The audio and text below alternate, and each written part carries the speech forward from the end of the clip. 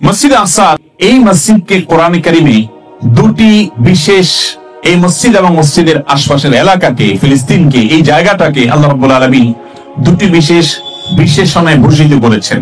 তার একটি হলো, এটিকে আল্লাহ রাব্বুল আলামিন আরদে মুকাদ্দাসা বলেছেন কোরআনে। আরদে মুকাদ্দাসা মানে হলো পবিত্র ভূমি। কোন ভূমি এটার পবিত্র অপবিত্র হওয়ার কথা, এটা নস তথা কোরআন হাদিসের ভাষ্য ছাড়া বলার ইখতিয়ার পৃথিবীতে কারোর নেই। যেই কোন ভূমি পৃথিবীতে যদি বলতে হয় এই ভূমি পবিত্র ভূমি, পবিত্র ভূমি বলতে এর বিশেষ মর্যাদা আছে আল্লাহর কাছে, তো সেটি প্রমাণ হবে কোরআন এবং হাদিস দ্বারা, এটা দাবি দ্বারা হতে পারে না। গোটা পৃথিবীর সমস্ত জায়গা সমান, কোন জায়গার কোন বিশেষ বিশেষত্ব কোরআন এবং হাদিসের দৃষ্টিকোণ থেকে আল্লাহ এবং তার রাসূলের চোখে নেই, যদি সেটা কোরআন এবং হাদিসে উল্লেখিত না হয়। মসজিদে আকসা এমন জায়গা যে কোরআনের মতো পাইকারি কথা বলবার জায়গা, যে কোরআনে খুচরা কথা বলবার সুযোগ নেই। কোরআন গোটা মানব জাতির সব বিষয়ে দিক নির্দেশনা এবং গাইডলাইন করার জন্য এসেছে। সেই কোরআনে যদি কোনো বিষয় আলাপ করা হয়, তাহলে বুঝতে হবে এটা কোনো খুচরা আলাপ না, এটা পাইকারি আলাপ, এটা অনেক গুরুত্বপূর্ণ আলাপ। এই মসজিদে আকসার ভূমি ফিলিস্তিনকে কোরআন আরদে মুকাদ্দাসা বলেছে, পবিত্র ভূমি বলেছে। এবং আল্লাহ রাব্বুল আলামিন সূরা ইসরার শুরুতেই আল্লাযী বারাকনা হাওলাহু বলেছে, অর্থাৎ এটাকে বরকতময় ভূমি বলেছেন। তাহলে এই ভূমিটা বরকতময়, এটি পবিত্র। এই দুটি বিশেষ বিশেষণে আল্লাহ তাআলা ভূষিত করেছেন এই জমিনকে, যার কারণে এই জমিনের গুরুত্ব মুসলমানের কাছে অপরিসীম। নাম্বার 9, বিভিন্ন হাদিস থেকে আমরা জানি যে কিয়ামতের আগে দাজ্জাল গোটা পৃথিবীতে সে তার দাপট, তার কর্তৃত্ব সে জাহির করবে এবং গোটা পৃথিবীকে তার কারায়ত্ত করবে। মুসলমানদের জন্য দাজ্জালের ফিতনা থেকে ঈমানকে বাঁচিয়ে রাখাটা হবে মানব ইতিহাসের সবচেয়ে বড় চ্যালেঞ্জিং বিষয়। মানব ইতিহাসের সবচেয়ে বড় ফিতনার নাম হবে দাজ্জাল। প্রিয় নবী সাল্লাল্লাহু আলাইহি ওয়াসাল্লাম বলেছেন, পৃথিবীর ইতিহাসে এমন একজন নবী, একজন রাসূলও অতিবাহিত হন নাই যিনি তার উম্মতকে দাজ্জালের ব্যাপারে সতর্ক করে যান নাই। আমাদের প্রিয় নবী সাল্লাল্লাহু আলাইহি ওয়াসাল্লাম আল্লাহর কাছে নামাজের শেষ বৈঠকে কয়েকটা বিষয় থেকে পানা চাইতেন প্রতিনিয়ত। তার মধ্যে থেকে একটি হলো মিন ফিতনাতিদ দাজ্জাল, দাজ্জালের ফিতনা থেকে আল্লাহর কাছে তিনি পানা চাইতেন। অতএব সেই দাজ্জালের ফিতনা মুসলমানদের জন্য এক মহা আতঙ্কের নাম।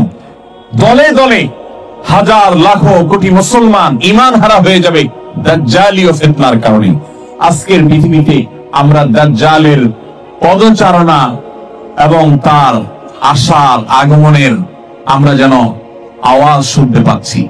গোটা পৃথিবীর সমস্ত শক্তি আস্তে আস্তে কুক্ষিগত হতে হতে একক গোষ্ঠী বরং একক ব্যক্তির দিকে যেন চলে যাচ্ছে। গোটা পৃথিবী যেন সেজন্য প্রস্তুত হচ্ছে। চতুর্দিকে তাকালে অনুভব করা যায়, বোঝা যায় যে দাজ্জাল পৃথিবীতে আগমনের সময় হয়তো বেশি দেরি নেই। সেটা হতে পারে 200 বছর, হতে পারে 2000 বছর, আল্লাহ তাআলা ভালো জানেন তার সঠিক দিনক্ষণ। তবে বোঝা যায় যে দাজ্জালীয় ব্যবস্থাপনা গোটা পৃথিবীতে কায়েমের চেষ্টা চলছে। শয়তান এবং শয়তানি সভ্যতা, দাজ্জালীয় সভ্যতা গোটা পৃথিবীকে যেন গ্রাস করে চলেছে। সম্মানিত উপস্থিতি, সেই দাজ্জাল পৃথিবীতে 3টি জায়গায় প্রবেশ করতে পারবে না। তার একটি হলো মসজিদে হারাম মক্কা, আরেকটা হলো মদিনা হুদুদে হারাম, এই দুটো হুদুদে হারাম, এবং তৃতীয়টি হলো এই মসজিদে আকসা। মসজিদে আকসাতে এবং মসজিদে আকসার ভূমিতে যে দাজ্জাল প্রবেশ করতে পারবে না, এই বিষয়ে বেশ কয়েকটি হাদিস রয়েছে। এটিও এই জায়গার এবং মসজিদের ফজিলত। 10 নম্বর হলো ইয়াজুজ এবং মাজুজ অন্যতম একটা ফিতনা হবে কিয়ামতের আগে। কিয়ামতের আলামত সময়ের মধ্যে থেকে একটি হবে ইয়াজুজ মাজুজ ফিতনা। আপনারা জানেন সেই ইয়াজুজ মাজুজ এর বিরুদ্ধে লড়াই করে আল্লাহর ঈমানদার বান্দারা তাকে শেষ করবে এবং তাদের ফিতনা, এদের ফিতনা দমন হবে, শেষ হবে, এদের শেষ পরিণতি ঘটবে এই পবিত্র ভূমিতে ফিলিস্তিন।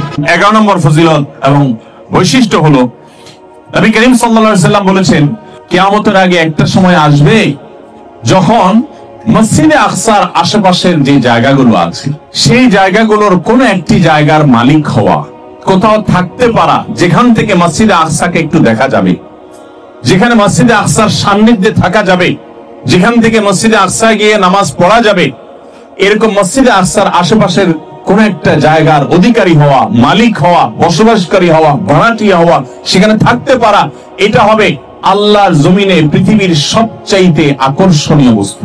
কিয়ামতের আগে এমন একটা সময় আসবে যে আজ যেরকম আমরা মক্কা মদিনাতে হজ বা উমরা করতে গেলে প্রত্যেক হজ যাত্রী, প্রত্যেক উমরার যাত্রীর আকাঙ্ক্ষা থাকে তিনি যেন মসজিদে হারামের, মসজিদে নববীর খুব কাছাকাছি থাকতে পারেন, যেখান থেকে সারাক্ষণ মসজিদকে, আল্লাহর ঘরকে দেখতে পাবেন, নয়ন জোড়াতে পারবেন, ইমানকে তাজা করতে পারবেন।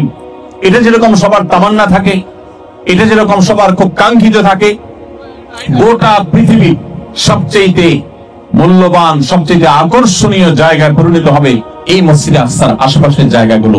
একটা সময় আসবে, এই হাদিস থেকে পরিষ্কার ভাবে বোঝা যায় আজকের এই দখলদার অভিশপ্তরা, এদেরকে আল্লাহ তাআলা একদিন পরাজিত করে মুসলমানদের সেই সোনালী দিন দিবেন ইনশাআল্লাহ তাআলা।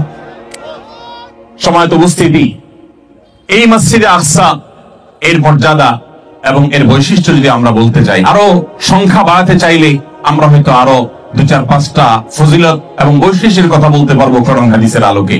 আমার মনে হয় এই 11টি বৈশিষ্ট্য আমরা যদি মাথায় রাখতে পারি এবং এগুলো যদি আমরা লিখে আমাদের বাসা বাড়িতে টাঙিয়ে রাখতে পারি, তাহলে মসজিদ আকসার চেতনা এটা সর্বদা আমাকে জাগ্রত করবে, আমার অন্তরে জাগরুক থাকবে এবং এটা আমি কখনো ভুলবো না। এটা আমার ইমানকে জাগ্রত করবে, এটা আমার দায়িত্ববোধকে জাগ্রত করবে, এটা আমাকে দায়িত্বশীল করবে, এটা আমাকে অনুপ্রাণিত করবে, আমার ইমানকে শানিত করবে। বিধায় এই ফজিলত গুলো আমাদের জানতে হবে, অন্যকে জানাতে হবে, লিফলেট আকারে প্রচার করতে হবে, বাসা বাড়িতে, অফিসে, আদালতে টাঙিয়ে রাখতে হবে, মানুষকে সচেতন করতে হবে, জাগ্রত করতে হবে, বোঝাতে হবে, জানাতে হবে কেন মসজিদ আকসা আমাদের জন্য গুরুত্বপূর্ণ, কেন ফিলিস্তিন আমাদের জন্য গুরুত্বপূর্ণ। এর সাথে আমাদের ইমানের যোগসূত্রের জায়গা একটি নয়, বহু যোগসূত্রের জায়গা রয়েছে। আল্লাহ রাব্বুল আলামিন আমাদের প্রত্যেককে মসজিদে আকসা এবং ফিলিস্তিনের মানুষদের প্রতি আমাদের যে কর্তব্য আছে, প্রত্যেককে যার যার জায়গা থেকে